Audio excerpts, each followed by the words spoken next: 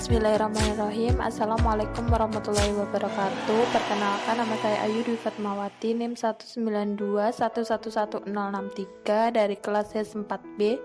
Di sini saya akan menjelaskan mengenai penafsiran ayat-ayat tentang hutang piutang atau dain. Saya di sini sebagai pemateri keempat atau pemateri terakhir akan menjelaskan dua ayat. Yang pertama Quran Surat Al-Baqarah ayat 282, yang kedua adalah Quran Surat An-Nisa ayat 11 dan 12. Untuk surat yang pertama adalah Quran Surat Al-Baqarah ayat 282. Pada ayat sebelumnya, ayat 281 itu dijelaskan tentang transaksi tidak secara tunai yang terjadi di antara manusia itu melakukan transaksi jual beli barang namun tidak dibayar secara tunai. Nah, itu dengan cara yang bisa menjaga harta seseorang itu tidak akan hilang. Setelah disebutkannya penjelasan tentang hukum larangan bertransaksi dengan riba, atau yang dimaksudkan itu adalah penjelasan tentang cara menjaga harta yang halal setelah disebutkannya penjelasan tentang anjuran berinfak di jalan Allah dan pengharaman riba yang keduanya itu bisa menyebabkan harta seseorang itu berkurang, baik sekarang maupun nanti. Quran Surat Al-Baqarah ayat 282 itu merupakan ayat terpanjang di dalam Al-Quran. Karena pada ayat ini itu sesungguhnya harta itu bukanlah sesuatu yang paling dibenci oleh Allah, melainkan pada ayat ini itu dijelaskan mengenai infak dan pahala yang baik. Terus kemudian Allah juga menjelaskan tentang tata cara bermuamalah atau bertransaksi yang dilakukan secara tidak tunai. Itu dengan cara bersedekah dan memberikan pinjaman yang baik tanpa bunga. Karena dalam hal tersebut itu terkandung nilai-nilai yang saling mengasihi, saling membantu di antara sesama manusia, sehingga kita itu tidak ada rasa segan gitu.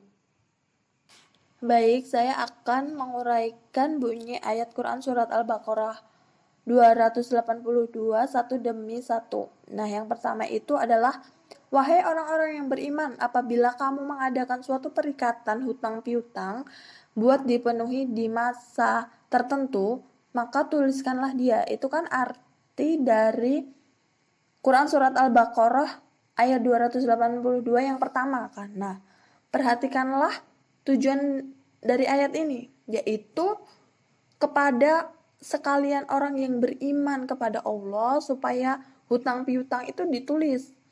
Itulah yang dibuat sesuatu pekerjaan karena Allah, karena perintah dari Allah itu harus dilaksanakan.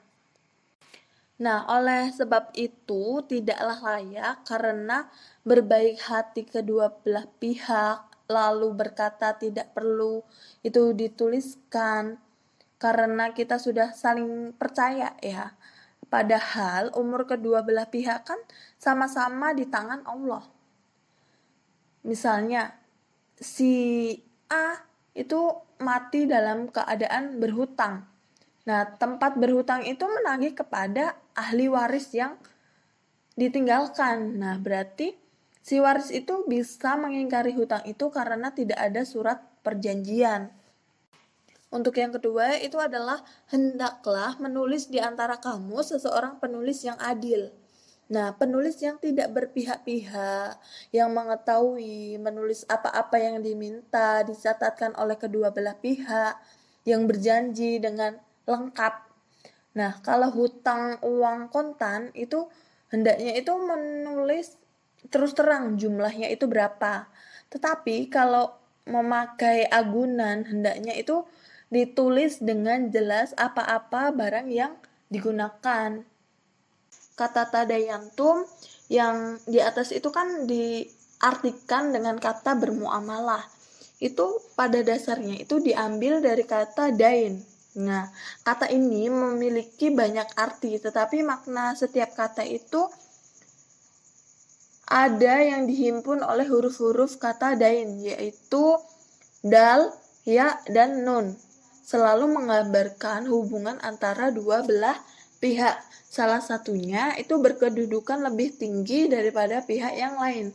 Nah, kata ini antara lain itu bermakna hutang, pembalasan ketaatan, dan agama.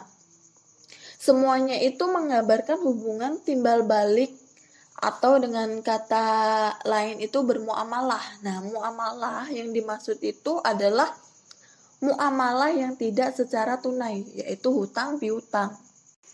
Penggalan ayat-ayat ini itu menasihati bahwa setiap orang yang melakukan transaksi hutang piutang dengan dua nasihat pokok. Yang pertama, dikandung oleh pernyataan untuk waktu yang ditentukan.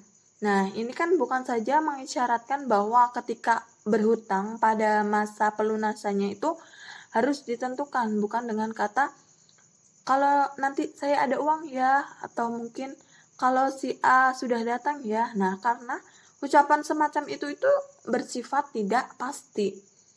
Rencana kedatangan si A pun tidak dapat ditunda ataupun tertunda. Nah, bahkan anak kalimat dari ayat ini itu bukan hanya mengandung isyarat tersebut, tetapi juga mengesankan bahwa ketika berhutang seharusnya itu sudah harus ada gambaran dalam benak penghutang itu bagaimana, serta dari sumbernya.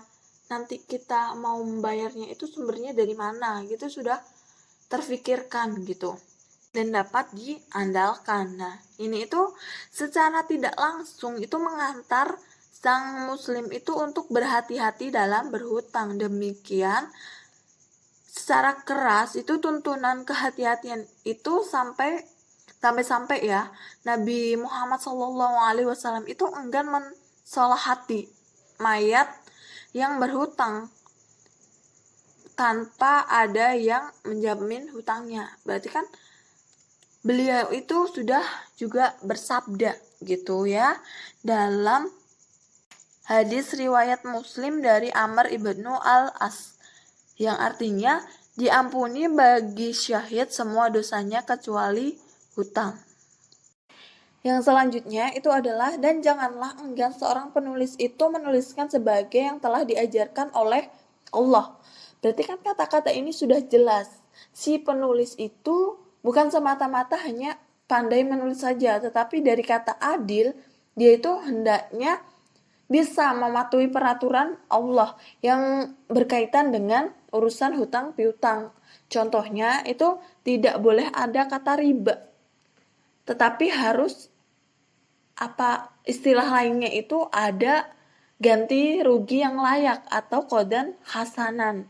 Nah, seumpama kita hidup di zaman sekarang memakai uang kertas yang harganya tidak tetap, sehingga seorang yang meminjamkan uang yang lamanya 1 tahun, nyata sekali ya, merugikan bagi orang yang meminjamkan. Misalnya, si penulis itu juga hendaknya pengetahuan tentang hukum-hukum peraturan Allah itu sekali-kali tidak boleh si penulis itu enggan-enggan menulis atau segan menuliskannya. Meskipun pada mulanya itu hal yang akan dituliskan itu kelihatannya kecil gitu. Padahal di belakang hari itu bisa menjadi perkara yang sangat besar gitu. Kemudian, dan hendaklah merencanakan orang yang berkewajiban atasnya. Yang berkewajiban atasnya itu terutama gitu adalah orang yang berhutang dan berpiutang. Atau seumpamanya si pengupah membuat rumah kepada tukang atau pemborong yang membuat rumah itu. Kemudian adalah dan hendaklah dia itu takut kepada Allah sebagai Tuhannya dan janganlah dia mengurangi sedikit pun daripadanya. Akhirnya itu kan seketika menjelaskan bunyi perjanjian kedua belah pihak yang akan ditulis oleh penulis. Hendaknya itu dengan jujur, dengan kita itu mengingat kepada Allah, jangan sampai ada yang dikurangin gitu. Artinya yang di kemudian hari itu bisa menjadi pangkal selisih karena misalnya ada salah penafsiran, karena memang disengaja hendak mencari jalan untuk membebaskan diri itu dengan cara tidak jujur. Maka, jika orang yang berkewajiban itu seorang yang safih atau lemah, atau dia itu tidak sanggup merencanakan, maka hendaklah walinya yang merencanakan dengan adil. Nah, di dalam kata ini itu juga terdapat 3 macam orang yang bersangkutan. Tidak bisa turut dalam menyusun surat perjanjian. Yang pertama itu adalah orang safih.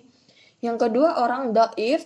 Yang ketiga tidak sanggup. Nah, orang safih itu adalah orang yang tidak pandai mengatur harta bendanya sendiri, baik karena boros atau karena bodoh.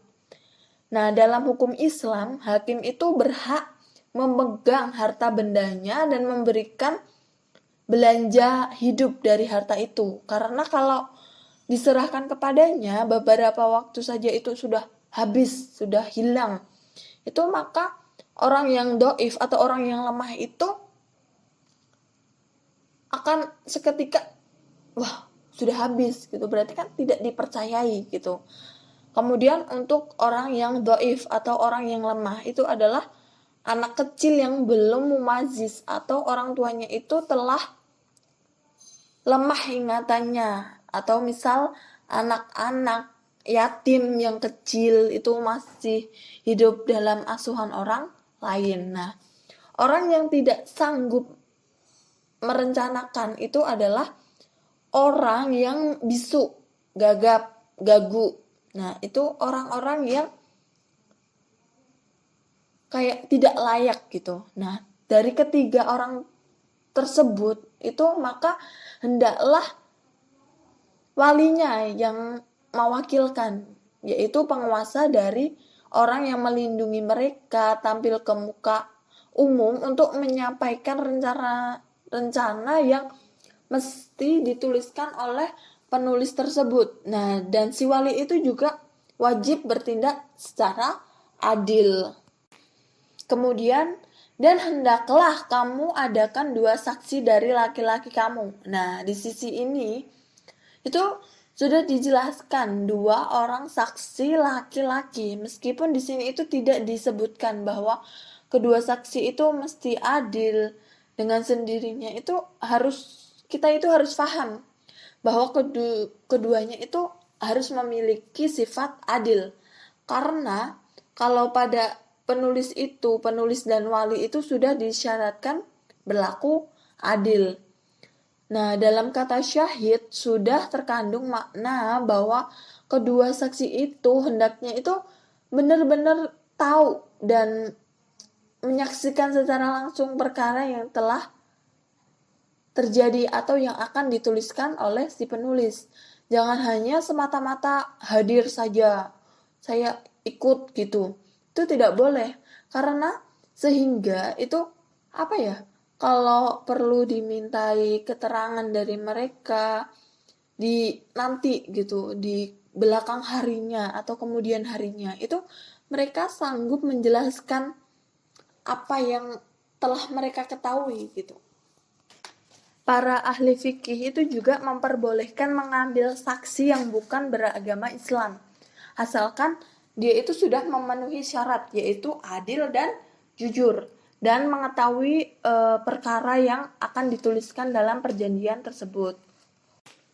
Yang selanjutnya itu, tetapi jika dia tidak ada 2 orang laki-laki, maka itu boleh seorang laki-laki dan 2 orang perempuan di antara saksi-saksi yang kamu sukai. Nah, di ujung kalimat ini kan dikatakan di antara saksi-saksi yang kamu sukai, yaitu orang yang disukai atau disetujui karena memang sudah dipercaya kejujurannya, keadilan mereka. Syukur kalau kita itu bisa mendapatkan 2 orang laki-laki yang kita sukai untuk menjadi wali. Karena dia itu mengerti duduk persoalan yang terjadi. Terus tetapi kalau tidak mendapatkan 2 orang laki-laki itu juga tidak apa-apa. Boleh itu mencari saksi 2 orang perempuan yang kita sukai untuk menggantikan 1 orang laki-laki. Jadi ada 1 orang laki-laki dan 2 orang perempuan. Itu karena supaya jika seorang yang di antara kedua perempuan itu keliru, itu masih ada yang mengingatkan, yaitu 1 orang laki-laki itu. Nah, dalam hal ini itu ada ya golongan itu yang tidak setuju dengan peraturan Islam yang ditimbulkan karena nanti takutnya ada tuduhan bahwa Islam itu tidak memberikan hak yang sama terhadap kaum perempuan dengan kaum laki-laki. Mengapa dalam kesaksian ini itu untuk menggantikan seorang laki-laki itu tidak diambil dari seorang perempuan? Mengapa harus 2? Padahal soal ini kan adalah perkara hak yang sama atau yang berbeda gitu, melainkan perkara pengetahuan mengenai suatu perkara yang dihadapi ini itu tidaklah sama di antara seorang laki-laki dan perempuan. Sebab urusan hutang piutang, pagang gadai, rungguhan dan agunan, kontrak sewa menyewa dan sebagainya itu pada umumnya itu lebih jelas oleh seorang laki-laki daripada perempuan.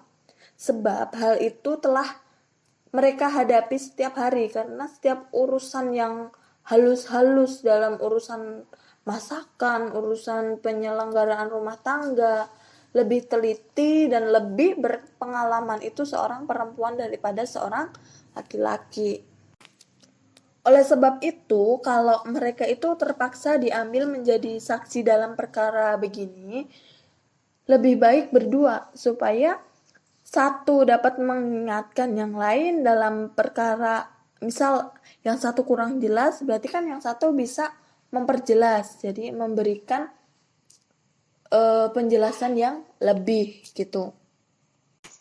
Adapun dalam mempertahankan kehormatan dan kemuliaan diri, samalah hak antara perempuan dengan laki-laki, yaitu kalau misal suaminya menuduh berzina, si suami itu wajib bersumpah atau li'an sebanyak 4 kali, dan yang kelima itu bersedia dilaknat oleh Allah jika kalau si suami itu berbohong bahwa istrinya memang berzina, dan sebaliknya si perempuan itu juga jadi bebas dari tuduhan itu jika dia itu sudah bersumpah bahwa dia tidak berbuat sebagai yang telah dituduhkan oleh suami itu sampai 4 kali juga. Nah, dan yang kelimanya itu si perempuan itu juga bersedia menerima murka dari Allah kalau benar dia itu berbohong dan suaminya itu yang benar.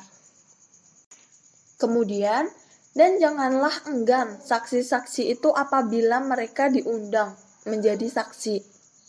Maka apabila saksi itu diperlukan terutama dalam permulaan mengikat janji dan membuat surat, itu tidak boleh merasa enggan ataupun malah dia itu termasuk ke dalam amalan yang baik, yaitu turut memperlancar perjanjian antara 2 orang sesama Islam. Dia juga boleh hanya enggan kalau menurut pengetahuannya ada lagi orang yang lebih tahu mengenai soal yang telah terjadi dari dirinya. Adapun kalau di kemudian hari terjadi kekacauan padahal umumnya itu sudah turut tertulis menjadi saksi, sedangkan dia itu tidak berhalangan untuk hadir. Tentu saja salah siapa? Salah diri sendiri? Iya kan? Berarti itu salah dirinya sendiri. Kemudian, dan janganlah kamu jemu menuliskannya kecil ataupun besar buat dipenuhi pada masanya. Nah, karena sebagaimana kita itu dikatakan di atas tadi bahwa sudah berulang kali hal yang pada mulanya itu disangka kecil, kemudian ternyata syukur dia itu sudah tertulis karena dia itu termasuk soal yang paling besar dalam rangkaian perjanjian itu. Nah, yang demikian itu yang menjadi lebih adil di sisi Allah dan lebih teguh untuk kesaksiannya. Nah, yang lebih dekat untuk tidak ada keraguan ataupun kegoyahan kayak gitu. Nah, dengan begini maka keadilan di sisi Allah itu akan terpelihara dengan baik sehingga tercapai yang benar karena Allah. Dan apabila di belakang hari nanti diperlukan saksi lagi, sudah ada perjanjian atau hitam di atas putih tempat berpegang untuk agar keraguan-keraguan itu hilang. Terus sebabnya yang kecil itu juga dituliskan, apapun itu juga dituliskan. Jadi kan jelas gitu. Untuk materi yang kedua itu adalah Quran Surat An-Nisa ayat 11 dan 12. Dalam ayat 11 itu kan ada makna semuanya itu akan dibagi segera, yaitu sesudah wasiatnya dipenuhi atau hutangnya dibayarkan. Nah, artinya sebelum bagian yang menjadi hak ahli waris itu dibagikan, hendaknya terlebih dahulu dikeluarkan apa yang harus diwasiatkan. Nah, setelah selesai wasiatnya terpenuhi, hendaknya itu diselesaikan pula hutang-hutang mereka. Sehabis membayar wasiat dan hutang itu, barulah dibagikan harta itu menurut yang telah disebutkan tadi. Dalam hal hutang piutang, sebaiknya itu didamaikan dengan sungguh-sungguh dengan orang yang tempat dia berhutang. Kalau tidak, dan kalau hutangnya itu terlalu banyak, mungkin para ahli waris itu banyak menerima angin saja. Itu sebabnya maka Rasulullah Shallallahu Alaihi Wasallam itu menyuruh kita untuk berdoa selalu kepada Allah agar kita jangan sampai dibelenggu hutang. Kemudian Allah juga menjelaskan apa itu hikmat, maka diatur dengan demikian sehingga bukan anak saja yang mendapatkan, bahkan ayah pun itu juga mendapatkan. Nah, kalau keduanya itu sama-sama ada, keduanya sama-sama mendapat, bapak-bapak kamu ataupun anak-anak kamu itu tidaklah kamu ketahui siapakah di antara mereka yang lebih manfaatnya bagimu. Nah, dalam makna ini kan diperingatkan agar kita itu berpikir secara zaman jahiliyah itu kan disingkirkan jauh-jauh. Belum tentu apa yang kita akan terjadi kelak itu sesungguhnya orang yang mati atau orang yang meninggalkan anak dan ayah, kalau anak saja yang mendapatkan waris sedangkan ayahnya tidak, itu artinya nenek anak-anak itu tidak mendapat. Mungkin sekali bahwa anak-anak yatim yang masih kecil akan kembali ke dalam asuhan yang didikannya nenek, atau kalau ayah mendapatkan anak tidak. Nah, besar kemungkinan usia nenek itu juga akan panjang sampai tua, sampai pikun. Nah, gitu. Jadi tidak ada orang lain yang akan membela dan menyelenggarakan hari tuanya. Terus kemudian yang lebih dekat kepada si yang meninggal itu hanyalah cucu-cucunya. Nah, hal seperti ini yang selalu terjadi di dalam keluarga. Oleh sebab itu, Allah memberikan mereka semua bagian yang patut dan semuanya itu sudah menjadi ketetapan dari Allah, yaitu ketentuan yang tidak boleh diubah-ubah lagi. Nah, kan sudah diatur gitu, bagian warisan untuk ayah itu berapa, untuk cucu perempuan, cucu laki-laki, suami, istri, anak perempuan, anak laki-laki, dan seterusnya itu kan sudah ditentukan. Jadi tidak bisa diganggu-gugat lagi. Nah, barang siapa yang melanggar itu akan ditimpa dosa yang sangat besar. Dan dia sudah menjadi hukum Allah. Dirumuskan di dalam undang-undang suatu negara yang penduduknya lebih banyak itu beragama Islam seperti negara kita gitu kan. Sehingga barang siapa yang melanggar itu dapat dikenakan sanksi atau pandahan hukum. Itu seperti pada ujung ayat 11, yaitu sesungguhnya Allah Maha mengetahui dan Maha bijaksana. Nah, kemudian untuk ayat 12 itu dijelaskan bahwa setelah terlebih dahulu diterangkan bagian yang mesti diterima oleh anak-anak, ibu, bapak, saudara, cucu, dan lain-lainnya, itu kemudian Allah itu menentukan pula bagian dari suami dan istri. Itu sudah ada dalam pangkal makna ayat 12, yaitu dan untuk kamu separuh harta yang ditinggalkan oleh istri-istrimu jika mereka tidak mempunyai anak.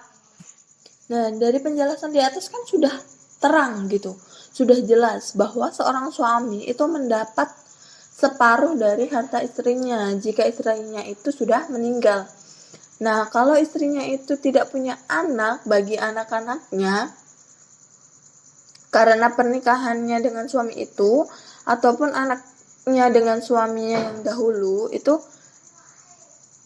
seorang atau lebih laki-laki atau perempuan, baik anaknya dengan suaminya yang sekarang maupun yang dulu, itu maka untukmu 1/4 dari harta yang mereka tinggalkan. Nah, kamu atau suami itu mendapatkan 1/4 bagian harta dari istrinya gitu. Nah, apabila wasiat itu sudah dipenuhi, kemudian hutang mereka sudah dibayarkan, hal yang harus kita ketahui, maka wasiat itu diperingatkan kembali, demikian juga hutang.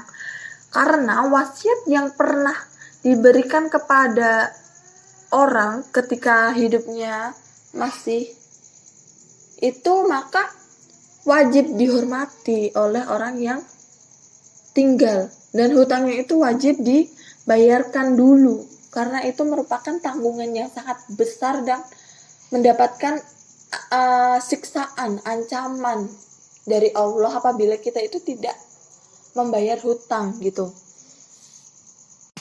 Karena sesungguhnya harta yang digunakan untuk membayar hutang itu kan juga harta dari orang yang meninggal tersebut, orang yang punya hutang itu. Jadi harus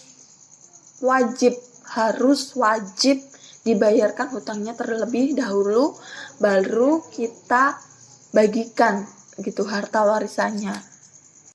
Dari penjelasan di atas itu kan sudah dijelaskan bahwa penyebutan wasiat itu didahulukan atas penyebutan hutang.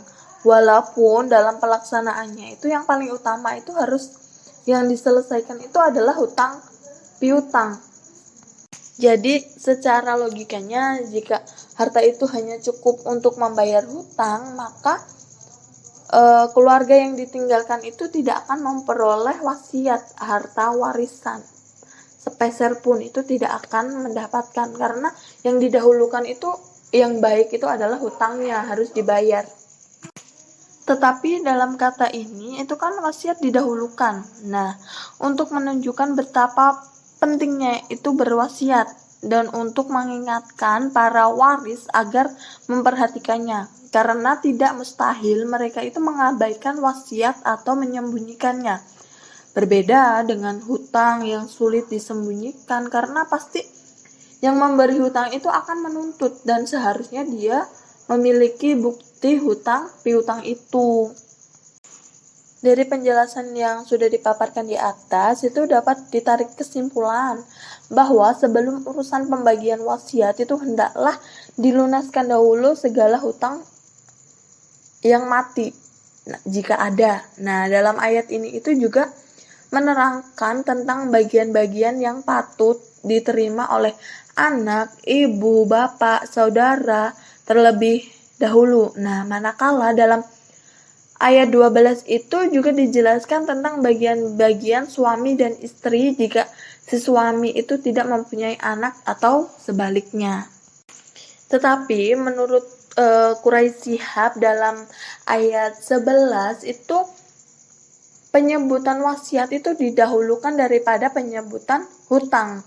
Walaupun dalam masa yang sama itu paling utama itu yang patut diselesaikan itu adalah hutang.